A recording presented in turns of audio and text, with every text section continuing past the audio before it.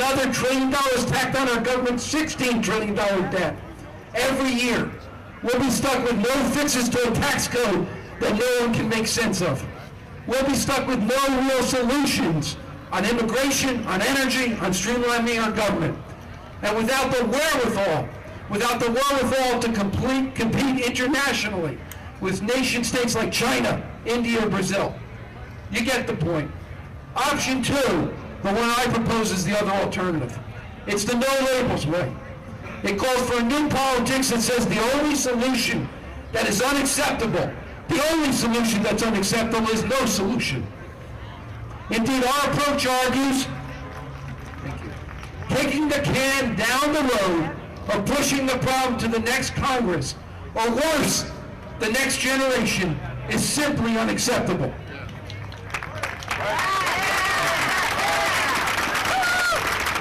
Indeed, in the view of this businessman, me, such an approach is the only approach that has the potential to unburden the next generation. When I first became involved in No Labels, I found myself thinking, is this just another one of those Don Quixote efforts that so many of us seem to get involved in? Can we actually make a difference when the system is bigger than any one of us? My answer now is yes. Why? Because so many people in this country understand the depths of the problem. I travel this country, I speak to people in Birmingham, Alabama, Dearborn, Michigan, and San Francisco, California. They all say the same thing. The only constituency that isn't represented in Washington, the only special interest that isn't represented in Washington is the common good.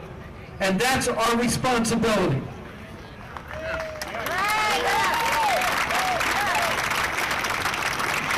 No Labels has a focused strategy to bring us together with pragmatism.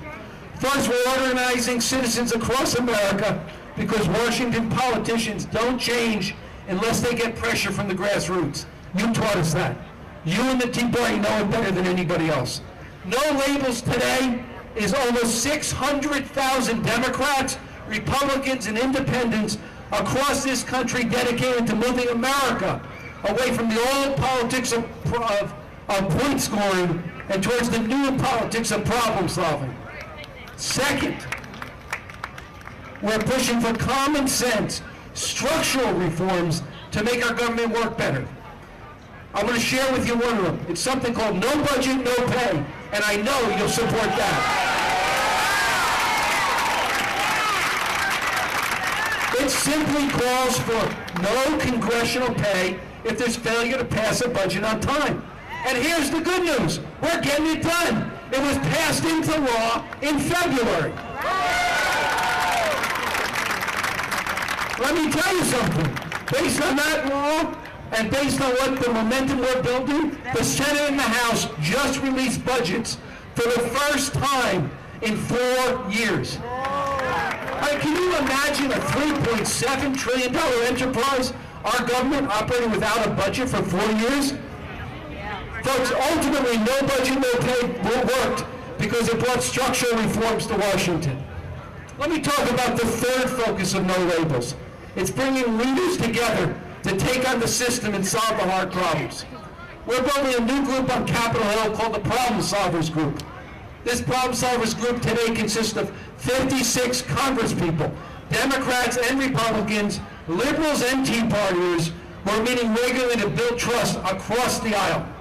We aim to grow the group to over 70 members by year end, and frankly, today it's working. They're currently working on shared policy solutions that you'll be hearing a great deal more about this summer. This is an unprecedented development. The reality is the Problem Solvers is the only forum that exists in Washington for rank and file Democrats and Republicans to come together and discuss solutions. These groups, these parties don't talk to each other. They talk to their caucuses. They respond to their leadership. It's where the currency of politics in D.C. is. People would be shocked if they knew how little interaction our leaders have with one another. Our leaders are strangers because they've given up on the idea that Democrats and Republicans can actually have anything useful to say to each other. I've been personally recruiting members of Congress to join this group, and I'm constantly amazed by how hungry our congresspeople are for what No Labels is offering. They're at the effect of the system just as we are. Many of these members are just as sick of the mindless partisanship as their constituents. They understand better than anyone else how the dysfunctional system works. The idea we have here is to create a new center of gravity in Congress. The Problem Solvers Group will provide air cover for those in Congress willing to come together to confront our challenges with real solutions, and it will be a vehicle to discuss across party lines these solutions. Let me tell you, as a guy who runs restaurants, I like to explain no labels work in language I'm familiar with. So here's how I talk about it. We're telling Democrats and Republicans, come to the table. You don't have to like everything that's on the table. You don't have to eat everything that's on the table. But all we ask is come to the table and at least let's see what's on the menu and see if we can share a meal together. Folks, you know it better than me. It's the common purpose that today's leaders need to embrace. No Labels does not expect anyone to shed their principles or political beliefs when they join our movement. We just expect them to embrace the idea that people with different beliefs must set aside the labels and the rhetoric and come together to solve problems. It's an attitude that can be embraced by the Tea Party. Indeed, the Tea Party was born from the frustration of the refusal to have your ideas discussed. And that's what we're asking for.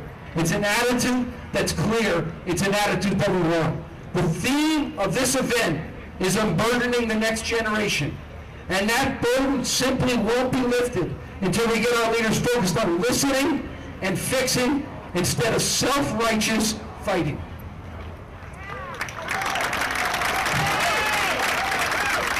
Absolutely. As I conclude, let me leave you with this final thought. America simply can't move forward until Democrats and Republicans commit to breaking this gridlock. But it won't happen on its own. We've got thousands of people, tens of thousands of people emailing. We've got hundreds of thousands of people involved in phone chains that are speaking to their legislators and asking them to join together as problem solvers. And we'd love to have your help.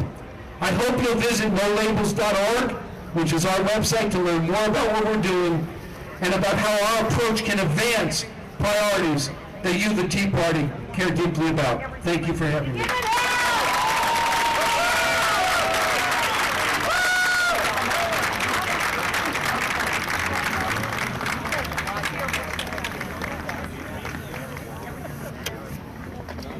What a great example of why we should not be marrying the Republican Party or any party, because we are a movement in and of ourselves.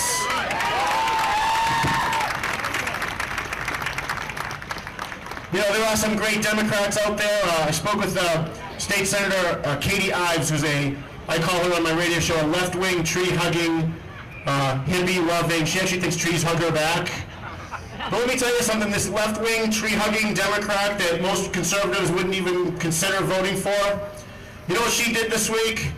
She got through, and it's actually going to come up for a vote, a piece of legislation to put photo IDs on EBT cards.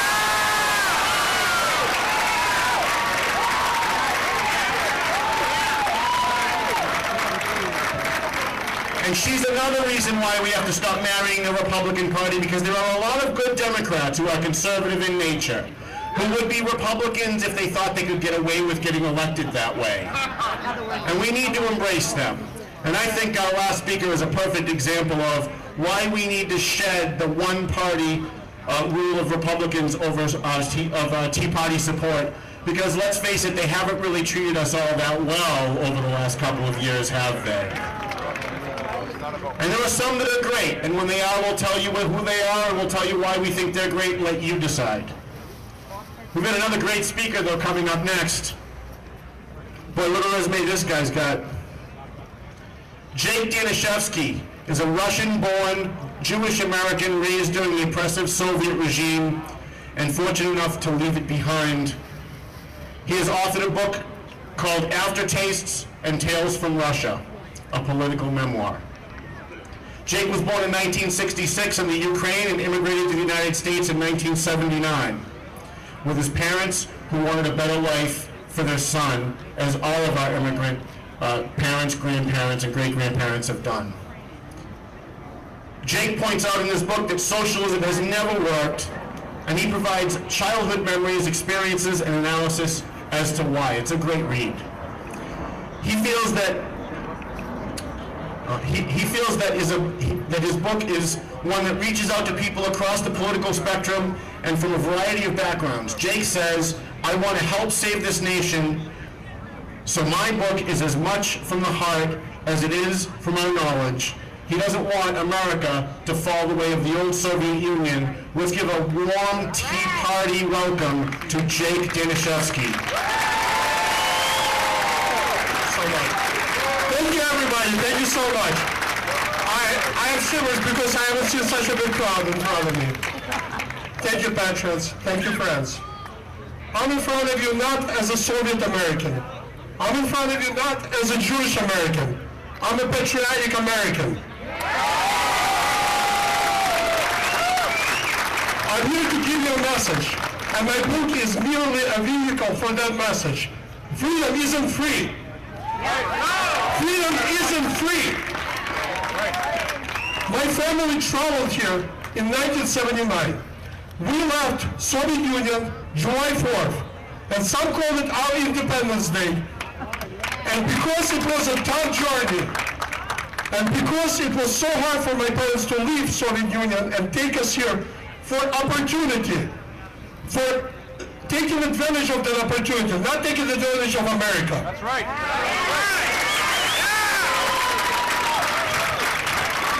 We embrace this nation. I don't want this nation to cater to me. And we traveled, we took this journey because freedom isn't free. You don't understand what freedom is until you lost it. And if you never had it, you will never know what it is. Once you lose freedom, you can never get it back. Ronald Reagan had a joke, and the joke went like this. American and the Russian are talking to one another. And an American goes, "Well, freedom in America." The Russian goes, "How come?" American goes, "I can walk into Ronald Reagan's office and I can say, Mr. President, I don't like the way you do things in America, and I will be free." Russian goes, "We have freedom in Russia too. How come?" "Well, I can walk into Gorbachev's office and I can say, Mr. Gorbachev, I don't like the way Ronald Reagan doing things in America, and I will be free." We have a voice, but lately our voice has been hijacked. Our nation, our government has been hijacked. They call themselves progressive. You know. Thank you. That's my next message. How can they call it progress if we're failing and we're losing our values?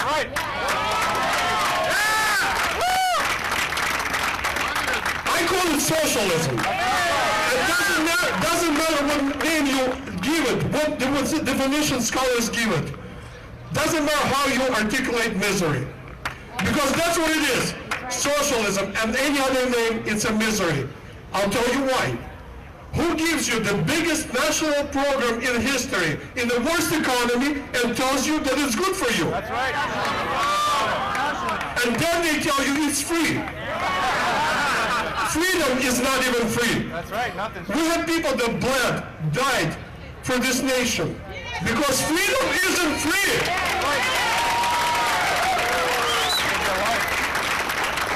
I want to leave you with a message. What kind of nation are we going to leave our kids? Are we going to leave them a hand-me-down nation and hand-out nation? No. Are we going to give them a free nation? No. Freedom isn't free. My friends, I want to thank you. I'm very honored to be here. I'm very humbled to be with all those great speakers and in front of you. I want to thank all of you. Thank you for giving me an opportunity. But I have one more message. Freedom isn't free. Thank you. Thank you very much.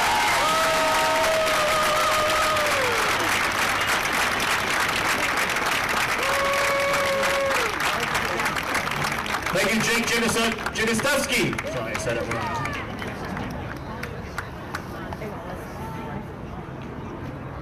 Thank you very much. Wow, look at all the people that are here now compared to an hour ago, huh? And I can't see it, but I smell food, so somebody after I